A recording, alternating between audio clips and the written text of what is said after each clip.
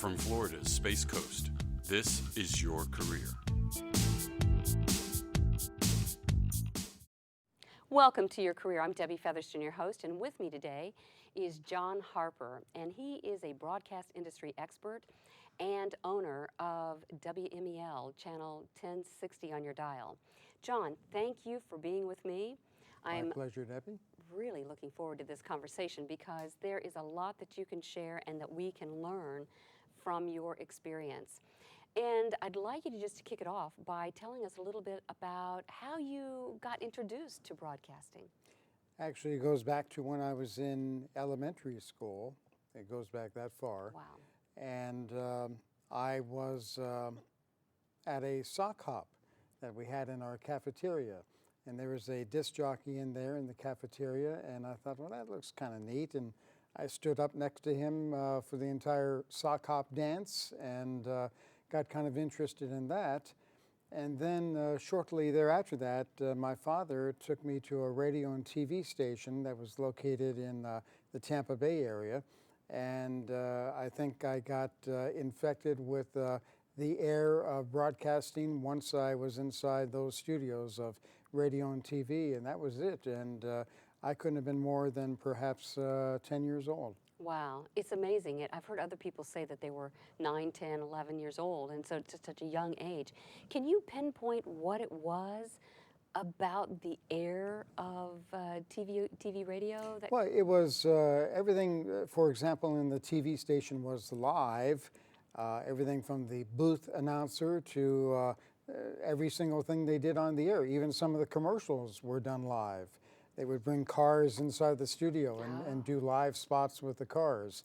And it was just the excitement, the unexpected happenstance of what goes on in radio and television in a live arena, so to speak, operating, as they would say in the circus, without a net.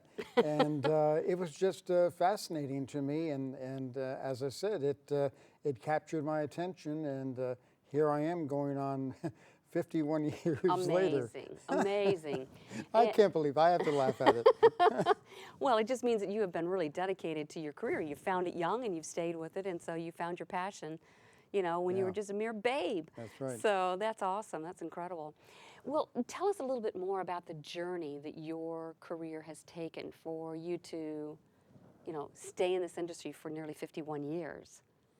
Well, the journey, Debbie, took many different twists and turns. I always wanted to be able to control my destiny. Somebody told me that early on. And in fact, one of my idols, Don Shula, the former head football coach of the Miami Dolphins, used to say, we want to control our own destiny. We don't want to back into something. He would always say that when the team was 8-8, and they were waiting for Buffalo to win or lose, or New England or something like that, for the Dolphins to make the playoffs. So in my particular case, I always said I want to control my destiny as much as I possibly can. So early on in my career, I set off on a path of wanting to be involved in ownership. And that's what kind of got me in that direction, starting back in the late 80s is when I first started in ownership. Interesting. So what was it about the ownership, giving you more control, helping you to set more the path for your destiny? It isn't so much the control aspect of it. I think it was the fact that being able to create different things on the air, off the air, have a staff that I wanted to treat the way I would like to treat them, the way I would like to be treated. That was very important to me, and it still is today. I try to treat my staff the way I would want to be treated. And a lot of people sometimes miss that opportunity to be that way with their employees, but that's very key. Has there been any particular twist or turn that has, looking back, really shaped a particular direction your career went? I was very fortunate throughout my years to be associated with some very good people, very class acts. And whether they knew it or not, they were teaching me the rights and wrongs of what to do, I think, in broadcasting. And I could have gone in another direction if somebody had not been that type of a class act. But I was fortunate to be able to surround myself with some good people. Sounds like that there have been people that were very generous in giving of the information and knowledge. You know, just curious about, you know, what would you say is probably one of your greatest achievements, looking, again, over your career? Anything stand out? Sure. There have been, Debbie, many. One is a particular story that comes to mind, took place in Detroit right after the 1984 World Series, when the Detroit Tigers had won the World Series. And immediately after that, that evening, riots broke out in downtown Detroit with people celebrating whatever causes riots. I don't quite understand that. Happens in many different cities after a football game or baseball or whatever. But anyway, in this particular case, there was a busload of senior citizens who were traveling through downtown Detroit, and they had their bus overturned. They had their luggage vandalized, their medications taken and thrown, and they had a very, very bad taste in their mouth for the city of Detroit. Well, one night, this controversy and conversation went on for about a month. And I remember specifically, it was a cold night in November, just before Thanksgiving, and my radio station had been talking about what had been going on and the bad image and everything. And an idea came to me of, why don't we bring these seniors back and show them the great side, the best side of Detroit? And I was able to, Debbie, through many different civic leaders, businesses, people in city government throughout the Detroit metro area, assemble a weekend in which we did bring these seniors back. They were from Indiana. And we brought them all back and gave them red carpet treatment and really showed them the best side of Detroit. It was so well received. It got national exposure. It went to the White House, got national attention there. And that was a very, very proud moment of something I had done. And that idea was born in my garage. Wow. One cold, about as cold as in the studio, one cold evening, thinking about what can we do to turn things around. And it worked. Well, I'm glad to hear that, and that was really quite a tragedy, and I'm delighted to hear that that is truly a feather in your cap. You know, when you look at your career, I'm just trying to probe a little bit further and just see if there's anything that you've learned about what people today look for in talent. When you're looking for talent, what do you really look for, John? Look for people who are vibrant, enthusiastic, personality plus, people who have an inquiring mind about what somebody else is all about. It's not all about them as the on-air talent. They want to know more about that person that they're talking to. A person who is passionate about his or her career in the broadcasting industry, whether it be radio or TV. Right. And someone who, and I've seen many of these types of people come along over the years who want to be talk show hosts. Hey, this looks fun, it looks great. I think I could do this. People tell me I have a good voice.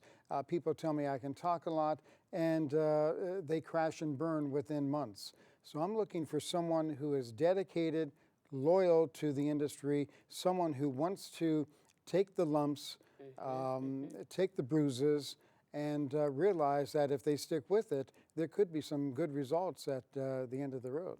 What do you feel, given the current industry trends and shifts, because there's been some real changes in the industry, right?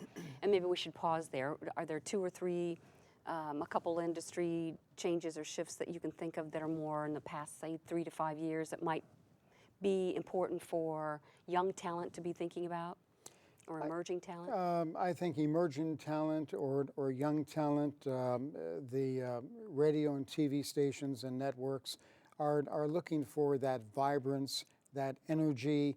That's something that going back 20, 30 years ago, didn't really exist. You look today at the difference between Good Morning America, the Today Show, and the CBS Morning News. Three distinct different types of network news-oriented shows, with CBS being more of a all-news type of format versus the Today Show and ABC's Good Morning America that are more entertaining in nature.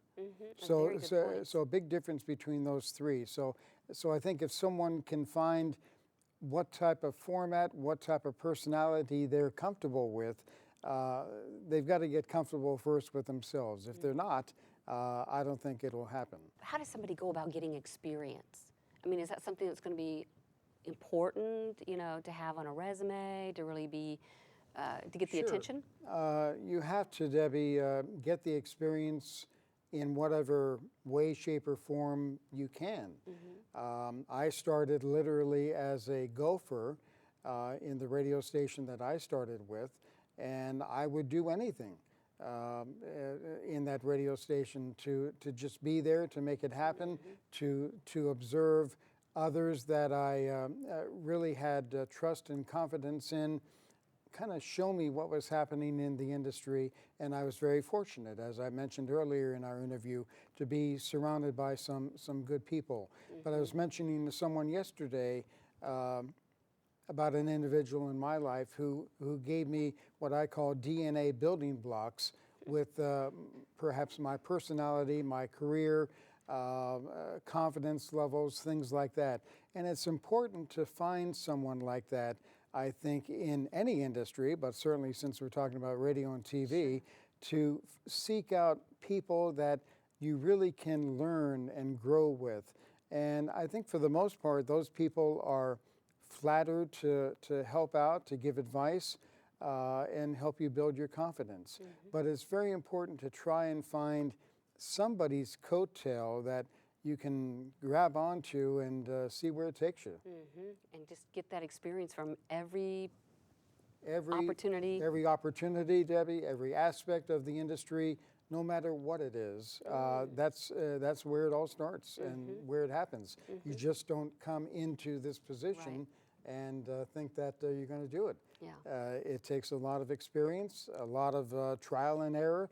It takes a lot of interviewing and knowing ahead of time what you're going to be talking about, having an idea where your questions are going to go, and most important of all, in an interview, such as what you're doing, you're listening to me, but an interviewer has to be a good listener. Very, very key, no matter what format you go into in radio or television, you got to be able to listen. Whether you're a street reporter in TV or radio, or you're doing a talk show on radio or TV, listening is one of the key elements. You can miss opportunities and not probe deeper, That's right? That's right. Yep, maybe take the story a little different place or tease out some information. Good points, John. I really appreciate that. You know, I'm curious, what has challenged you most in your career? Is there any particular point or time in your career where you said, oh, this was really more challenging for me that you had to work through, that might be reflective of something that a person would deal with today? I think probably developing the network to own a radio station, probably the biggest challenge. Running an ongoing business of a radio station is challenging every day.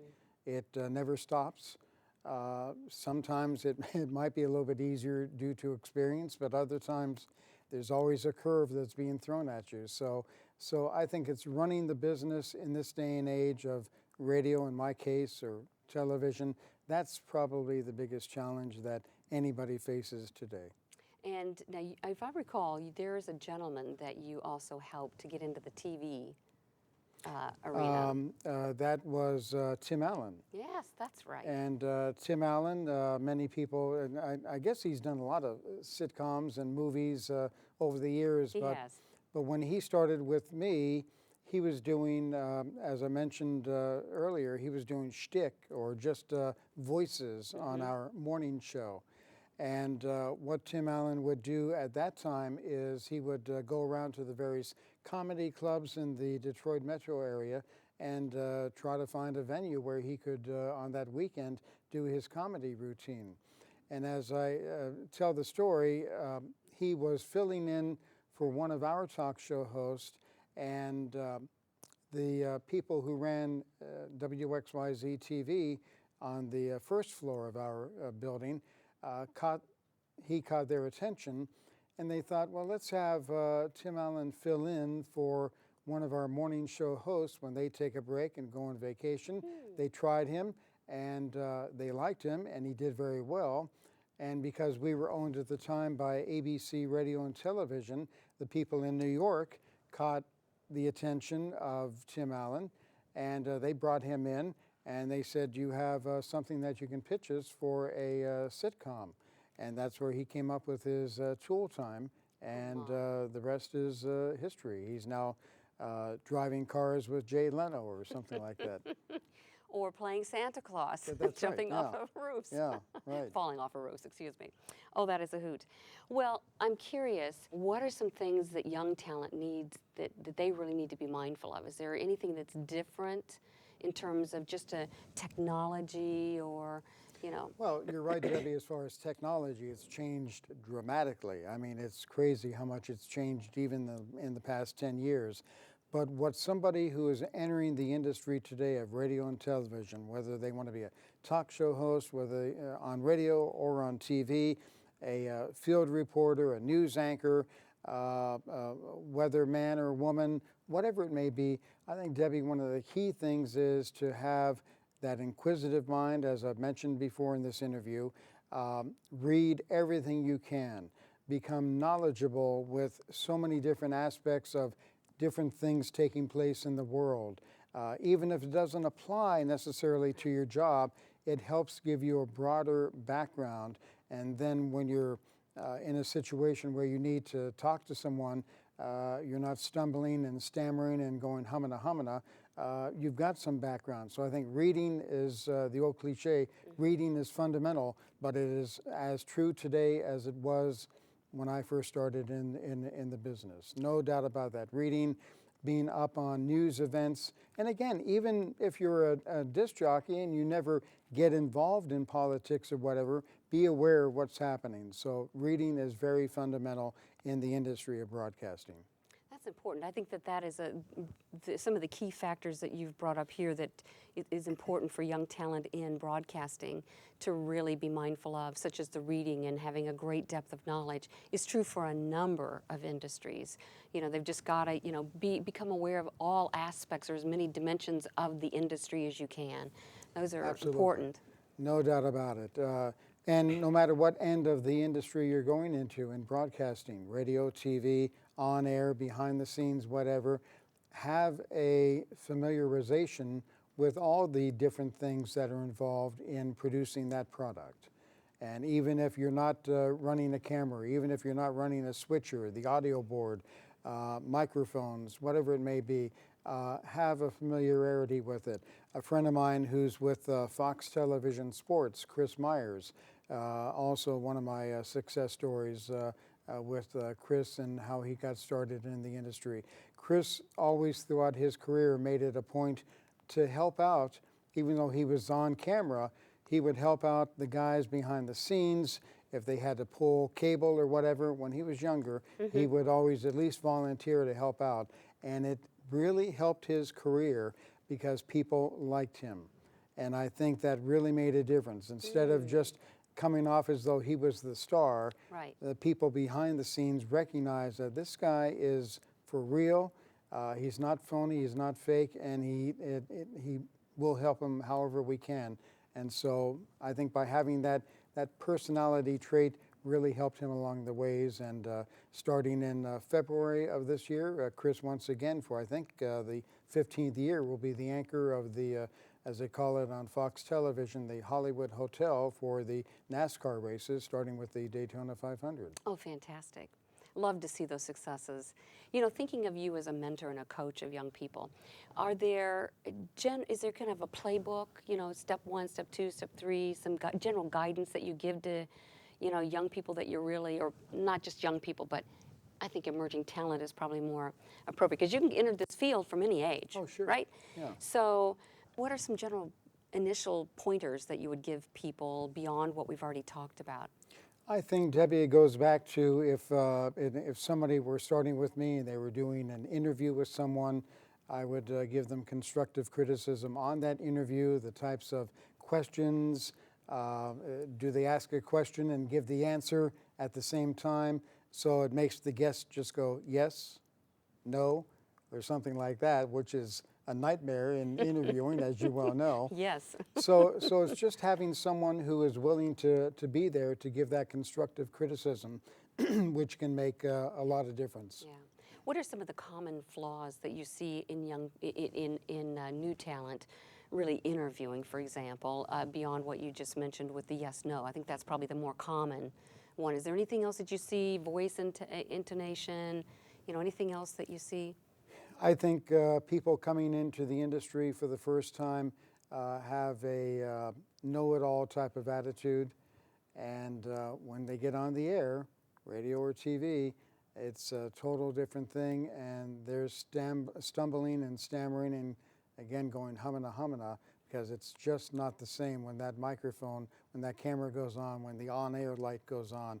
It's a totally different animal. Mm-hmm. And a lot of people come in thinking, oh, I can do this. And as I said earlier, they say, well, people have told me for years, I've got the gift of gab. I can talk. I've got a good voice. I can do this and that. It's not the same when that on-air light goes on. You need somebody who can think on their feet is what it sounds like as well, That's John. right. Thinking on your feet important, but again, having that desire, that drive, that self-confidence that comes with doing interviews, doing these types of things on camera, off camera, that is what makes the difference. But you've got to have that drive and desire. Without the two together, I don't think it can happen. Yeah, interesting points.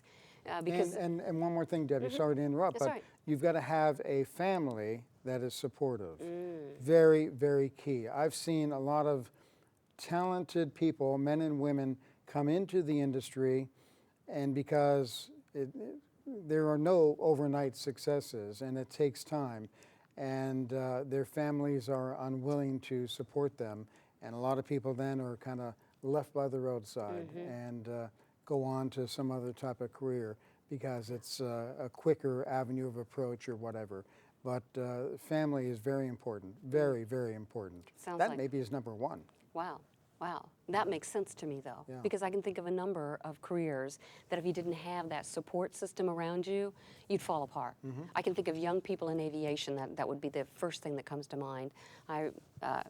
Same analogy, just would fall apart because they're not making money early in their career, and they could be in their career for 10, 15 years before they really, That's right. Get anywhere. Right. So. And it's just like people who are singers, songwriters, they may struggle for years until they become an overnight success. Yeah. 10, 15, 20 years later. Yeah, yeah. What do you think is going to be the greatest challenge for someone moving into this? You may have already hit it, but anything you want to reinforce in the last few minutes that we've got that might be mindful and elevate their awareness? What's the greatest challenge you think an emerging talent might experience? I think maybe, Debbie, the greatest challenge is simply finding an opportunity to get your foot in the door. And that's not always easy. You've got to really look around. People think, a lot of people stop trying if they can't find something right in their backyard, so to speak. They may have to go to the next county. They may have to go to the next state. Many people starting off in radio and television have to go to much smaller markets, have to go to the Midwest somewhere to get knowledge, to get credibility. I was thinking this past weekend about the Tallahassee TV market and a small market, and how that market, though, has grown a lot of people who have gone on to bigger markets. And you have to be willing to sometimes take a step back and go to those smaller markets before you're ready to hit a medium or a large market or the big time in a top 10 market.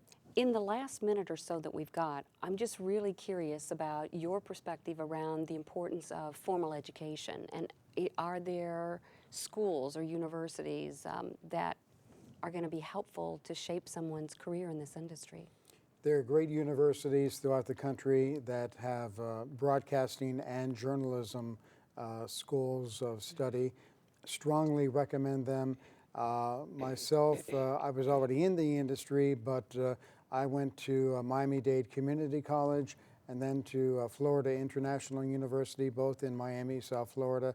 And even though I had already been in the industry, those schools kind of rounded out my background and gave me some experience in other areas just in book learning that you wouldn't necessarily get behind the microphone, behind the camera.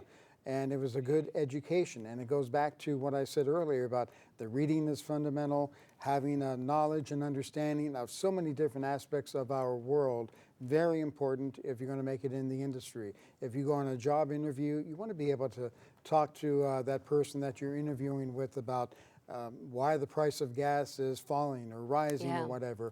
And it's just casual chit chat, but at the same time it shows that you're more than just a one-sided type of person. You've got multi-sides and talents associated with your background. Well, that's going to have to be the last word, John.